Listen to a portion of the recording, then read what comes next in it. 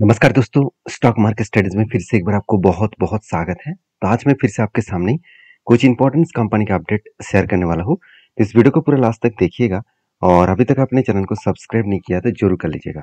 अभी चलो देख लेते हैं कौन सा कंपनी है इस वीडियो के अंदर। फर्स्ट जो कंपनी है जिसके बारे में चर्चा करूँ उसका नाम है इन्फो एज। देखिए इन्फो एज बेसिकली देखा जाए तो एक ऐसे कंपनी है जिसके ऊपर हर किसी का नज़र है, हर किसी इन्वेस्टर इस कंपनी के ऊपर निवेश करना चाहते हैं। अगर निवेशक के बारे में बात करूँ तो आप देख सकते हैं यहाँ पे सबसे पहले इन्वेस्टर के पास जो प्रोमोटर के पास जो होल्डिंग है वो 37% के आसपास है। और बाकी देखिए म्यूचुअल फंड के पास अराउंड 11% का होल्डिंग है और एफएस के पास 30% का होल्डिंग है। तो बाकी जो होल्डिंग है पब्लिक के पास 10% और डीएस के पास मतलब डोमेस्टिक इन्वेस्टर के पास 8.6%। इसमें डोमेस्टिक इन्वेस्टर कौन कौन है, जैसे बैंक हो गया और भी कुछ आधा सेक्टर हो गया, तो कुछ ब्रोकिंग फर्म हो गया, तो इस तरीके से सेक्टर में टोटल 8.6% होल्डिंग है। तो हर कोई इंस्टीट्यूशन इस कंपनी के ऊपर कंटिन्यू करना चाहता है। अभी म्यूचुअल फंड ने लास्ट मंथ में क्या किया वो देखना बहुत इंपॉर्टेंट है। देखिए लास्ट कुछ 3 मंथ्स में जैसे फरवरी मंथ हो गया, मार्च हो गया, अप्रैल हो गया, इस तीनों मंथ में देखिए अच्छा खासा यहाँ पे सेलिंग पोजीशन देखने को मिला, एक अच्छा खासा एक सेलिंग मोमेंटम देखने को मिला। अभी सेलिंग प्रेशर ज्यादा है। अभी भी इंस्टीट्यूशन मतलब म्यूचुअल फंड कुछ क्वांटिटी करके सेल अप कर रहा है। अभी इन्फोएज के ऊपर सबसे मजेदार बात बता दूं, कंपनी का जब ट्रेड बना था बहुत दिन टाइम लग गया इस ट्रेड को कंप्लीट होने में। जैसे आप देखेंगे तो यहाँ पे क्या बना, एक शोल्डर क्रिएट हुआ, उसके बाद एक फिर से शोल्डर बना, बिग हेड बना, उसके बाद एक शोल्डर क्रिएट हुआ। मतलब यहाँ पे शोल्डर बार बार क्रिएट हुआ और उसके बाद हेड बनने के बाद यहाँ पे शोल्डर बना। तो जो हेड का साइज था उसी साइज को मैंने मार्किंग किया और उसी रेंज के बेसिस पे मैंने टारगेट लिया। तो टारगेट कहाँ तक बना, तो फाइनली देखिए यहाँ पे ब्रेकआउट हुआ। थोड़ा सा जूम कर देता हूँ। अब देखिए यहाँ पे ब्रेकआउट हुआ, उसके बाद ब्रेकआउट कंफर्मेशन हुआ। मतलब क्या है, जो रेंज मैंने ड्रैग करके रखा था उसके ऊपर जो कैंडल ब्रेकआउट करेगा उसके ऊपर एक कैंडल ग्रीन कैंडल क्लोजिंग होना चाहिए। इसको कहा जाता है ब्रेकआउट और उसके बाद दूसरी कैंडल को कहा जाता है ब्रेकआउट कंफर्मेशन। तो कंफर्मेशन होने के बाद जब भी रिटेस्ट किया इस लेवल तक, तब मैंने एंट्री लिया और उसके बाद देखिए धीरे धीरे करके कंपनी ऊपर गए और फाइनली टारगेट को अचीव किए। तो बेसिकली बहुत शानदार एक टारगेट अचीव हुआ। अभी देखिए फिलहाल के लिए इस कंपनी के ऊपर और एक ट्रेड बन सकता है जो कुछ इस तरीके से रेंज बनने जा रहा है। कुछ इस तरीके से लेवल्स को अगर टच करे तो एक बिग कप बनेगा और उसके बाद एक हैंडल बटन क्रिएट हो तो फिर से एक रेंज क्रिएट होगा। अभी देखिए जिस तरीके से कंपनी के ऊपर गिरावट का माहौल था वो यू टर्न लेकर फिर से जब वापस जा रहा है। मैं हमेशा बोलता हूँ कि कभी भी इस तरीके से करेक्शन हुआ तो वो यू टर्न जरूर आपको दिखा सकते हैं। तो बाकी आपकी क्या राय है जरूर मुझे कमेंट्स करके बताना, क्योंकि कंपनी के ऊपर मैंने ट्रेड क्यों लिया उसके बारे में मैं एक ही बात कहूंगा कि मैं कंपनी के परफॉर्मेंस के ऊपर ट्रेड लेता हूँ।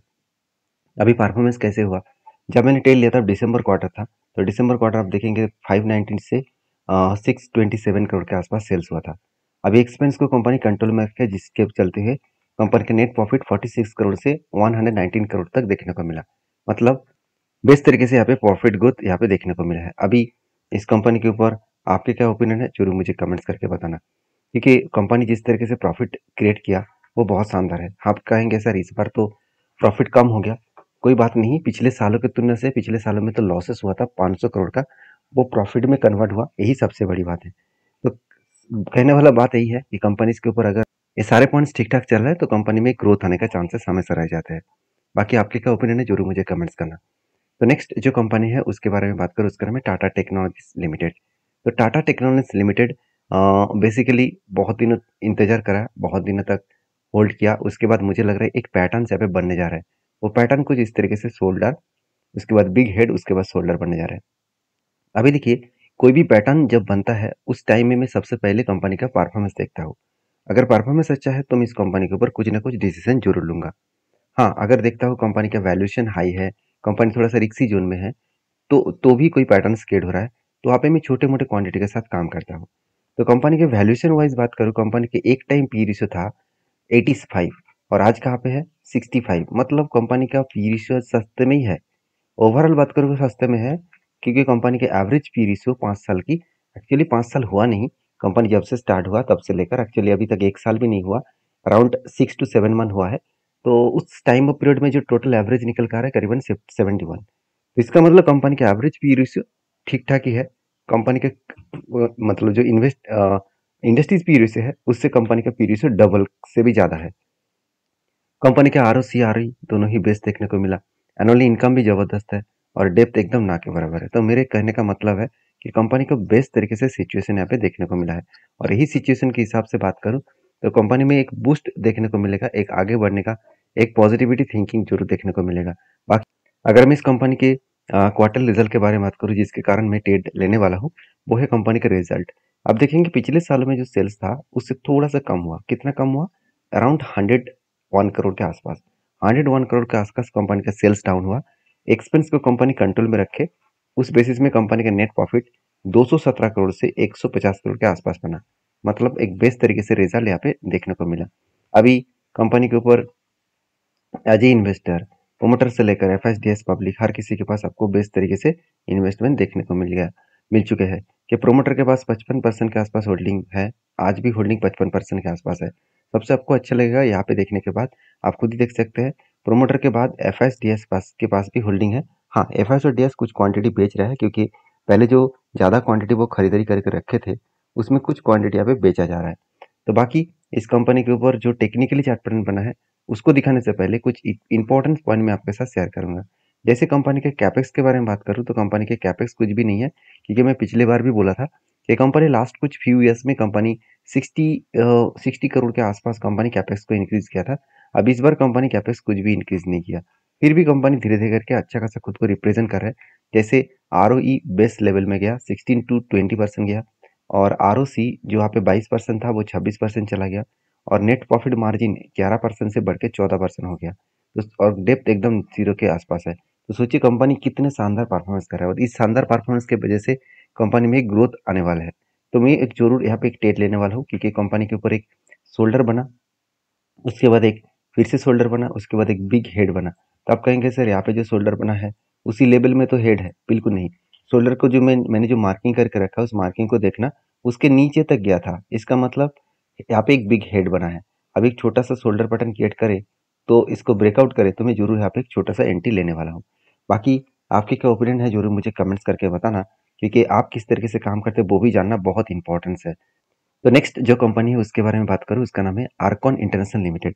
तो बेसिकली आर्कॉन इंटरनेशनल लिमिटेड के बारे में एक चीज़ों को पहले नोटिस करना कि इस कंपनी के ऊपर एक गुड अपडेट मैं आपको हमेशा देता रहता हूँ कि आर्कॉन इंडस्ट्रीज लिमिटेड का चार्ट पैटर्न अगर देखेंगे तो आपको पता चलेगा कि हाँ कंपनी किस तरीके से खुद को मतलब बाउंस बैक किए। क्योंकि मैं पहले ही बोल चुका हूँ कि जितने सारे रेलवे कंपनीज गिरते चले जा रहे हैं, आप इलेक्शन रिजल्ट आने से पहले ही वो भागना स्टार्ट करेंगे। अगर रिजल्ट सही में जो मार्केट आशा कर रहा है कि वो आशा उन मतलब अकॉर्डिंग के हिसाब से अगर मार्केट में रिजल्ट आए तो सोचना मार्केट बहुत ज़्यादा बुल रन में होगा, बहुत ज़्यादा बुल रन में होगा।